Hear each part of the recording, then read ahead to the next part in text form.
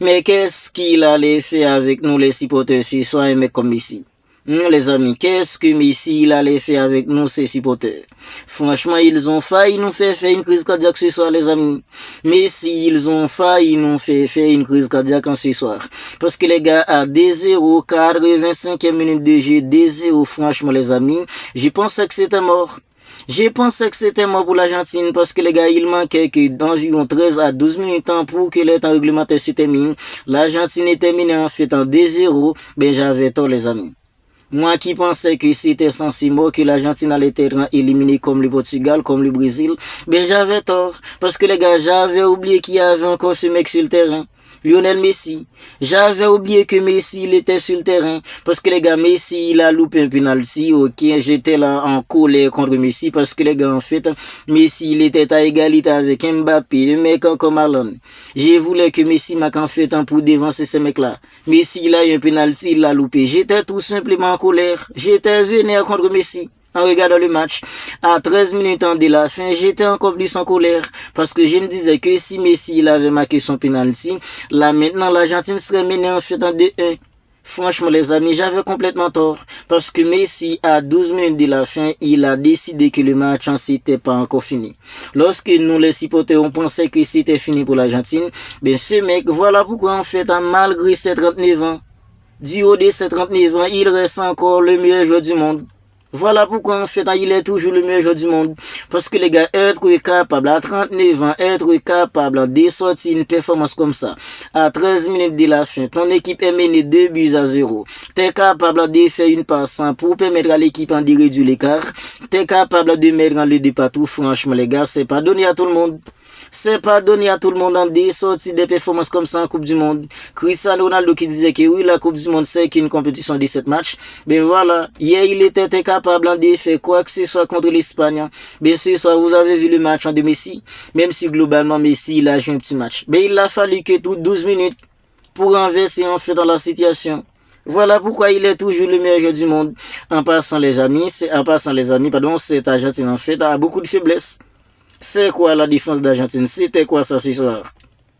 C'était quoi cette performance tout caressante de la part de la défense de l'Argentine? Parce que les gars, le premier but, ok, oui, on peut dire le premier but, c'est tout à fait normal. Comment on peut encaisser ça en fait dans le deuxième but? Et avant, en fait dans le deuxième but, il y avait déjà un but en plutôt pareil qui a été annulé par la VAR pour une équipe comme l'Égypte. Franchement, je comprenais tout simplement par la défense d'Argentine ce soir. Il n'y avait pas trop d'assurance. Pendant ce temps, les gars, Coutinho Romero, il fait un bon match. Lisandro Martinez, il fait un bon match. Sur les transitions rapides, les contre-attaques, l'Argentine était tout simplement trop vulnérable. L'Argentine était trop vulnérable sur les transitions rapides et les contre-attaques. Ben, pour revenir en fait sur la performance de Messi, les amis, on était à la 78e minute de jeu. C'est l'Argentine en fait qui a les ballons sur le côté. C'était un coup franc, je crois. Messi, il a balancé le ballon était repoussé par la défense d'une équipe comme l'Égypte. Messi, il a contrôlé le ballon, il l'a déposé sur la tête de Coutinho Romero.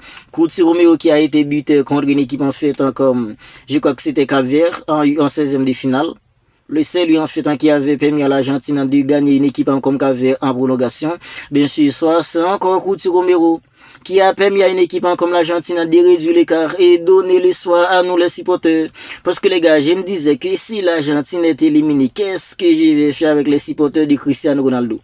C'est ce qui se passait dans ma tête. Parce que les gars, hier, j'ai tellement fait à rigoler avec les fans de Cristiano Ronaldo. Je me disais que si l'Argentine est éliminée, ben les gars, je vais prendre cher avec les supporters de Cristiano Ronaldo. C'était mal compté.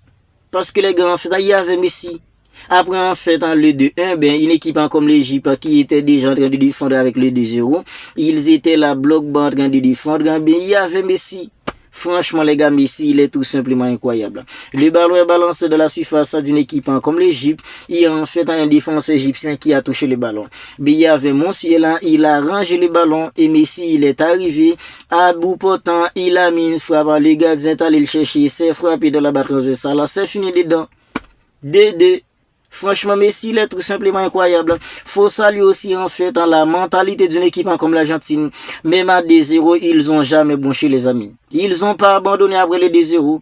Il y a des équipes après les 2-0, en fait, qui se serait dit, 2-0 à 1-0. Déjà, à 1-0, c'était compliqué. 2-0, c'est encore plus compliqué. Il y a des équipes qui pourraient baisser les bras. Mais les Argentins, les gars, ils ont une mentalité de gagnant, les Argentins. Leur mentalité, c'est une mentalité de gagnante. Parce que les gars, même après en fait, dans les 2-0, ils étaient là, ils donnent tout comme ça a été depuis en premier mi-temps. Faut saluer aussi les gars d'une équipe comme l'Égypte. Pendant on est là en train de dire, oui, l'Égypte en fait, était menée sur l'Argentine en 2-0. Mais si c'était pas le gars d'une équipe comme l'Égypte, depuis en premier mi-temps, les amis, ce serait trop bizarre en premier mi-temps. Non seulement le mec, quand il a arrêté un penalty pour Messi, il a sorti une tête en fait pour McAllister, il a sorti un but pour en fait Alvarez. Il était tout simplement impeccable le gars d'une équipe comme l'Égypte. Voilà pourquoi j'étais encore plus inquiet. À 2-0, j'étais encore plus inquiet parce que les gars, le mec a alors lorsque son équipe a été menée, lorsque son équipe a mené au score, il était tout simplement impeccable. C'est lui qui avait empêché à une équipe comme l'Argentine de marquer en premier mi-temps. Parce que le mec, les gars, il a repoussé le penalty de Lionel Messi, même si Messi, il est tout carré dans cette Coupe du Monde sur penalty. Parce que les gars, c'est déjà 2 penalty loupés pour Messi. 2 penalty. Contre une équipe comme la Jordanie, il avait loupé un penalty. Mais ce soir, il a encore loupé un penalty.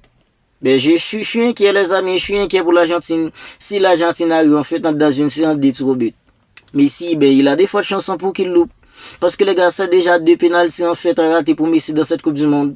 Bien sûr, soit les amis, oui, globalement, Messi, il a pas fait un grand match. Mais les gars, sur les 15 dernières minutes, il a été tout simplement impeccable. Parce que les gars, sorti une passe comme ça pour le déposer sur la tête des mecs comme Coutinho Romero. Pour permettre à ton équipe de réduire l'écart. Et être capable de mettre le de partout. Franchement, Messi, les gars, faut s'incliner devant lui. Faut s'incliner devant Messi, les amis. Faut s'incliner devant Messi. Parce que ce soir, il a encore prouvé pourquoi, en fait, malgré ses 39 ans, il continue à être le meilleur joueur du monde. C'est ça. C'est simple, les amis. C'est tout simplement simple. C'est tout simplement simple. Une équipe comme l'Égypte, ils ont tout donné. J'ai de la peine pour eux, les amis. Parce que les gars, en fait, en mener des 0 et être capable, en fait, de se faire renverser comme ça, c'est pas facile mentalement. C'est pas facile mentalement. Voilà pourquoi je vous dis que les gars, j'ai bien aimé la réaction d'une équipe comme l'Argentine. C'est une équipe, en fait, qui sait souffrir. C'est une équipe qui sait souffrir. Ils en ont rien à foutre. Alors, j'ai bien aimé comment l'Argentine a géré la fin du match. Parce que les gars, sur la fin du match, on a vu une équipe en fait qui a de l'expérience.